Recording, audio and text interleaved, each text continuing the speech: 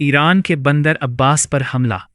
بسم اللہ الرحمن الرحیم۔ السلام علیکم ناظرین، آج ہم بات کریں گے ایران کے اہم ساحلی شہر بندر عباس کی، جو صرف ایک بندرگاہ نہیں بلکہ لاکھوں انسانوں کا گھر بھی ہے۔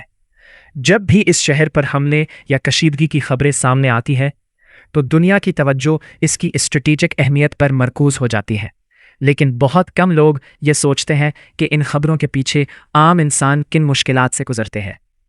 ذرا تصور کیجئے، ایک عام شام ہے، سمندر کی ٹھنڈی ہوا چل رہی ہے، مچھیرے اپنی کشتیاں واپس لا رہے ہیں، بچے ساحل پر کھیل رہے ہیں اور بازاروں میں معمول کی رونق ہے۔ اچانک زوردار دھماکے کی آواز گونجتی ہے، سائرن بجنے لگتے ہیں اور چند لمحوں میں پورا شہر خوف کی لپیٹ میں آ جاتا ہے۔ ایسے حالات میں سب سے زیادہ پریشانی عام شہریوں کو ہوتی ہے۔ والدین اپنے بچوں کو محفوظ جگہ منتقل کرنے کی کوشش کرتے ہیں، جبکہ لوگ اپنے عزیزوں سے رابطہ کرنے کے لیے بے چین ہو جاتے ہیں۔ اگر مواصلاتی نظام متاثر ہو جائے تو یہ بے چینی مزید بڑھ جاتی ہے۔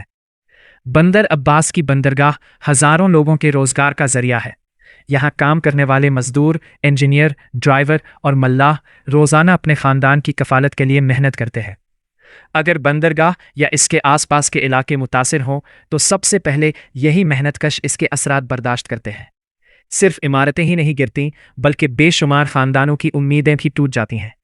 جنگ کا سب سے بڑا نقصان صرف مالی نہیں بلکہ انسانی ہوتا ہے۔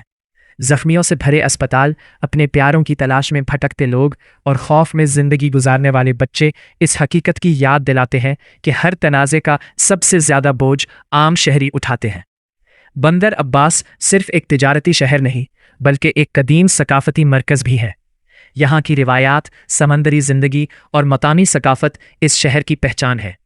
امن قائم رہے تو یہی شہر ترقی، تجارت اور خوشحالی کی علامت بن سکتا ہے، لیکن جنگ کی فضا ان تمام خوبصورتیوں کو متاثر کر دیتی ہے۔ دنیا کو یہ یاد رکھنا چاہیے کہ ہر اسٹریٹجک مقام کے پیچھے انسان بستے ہیں۔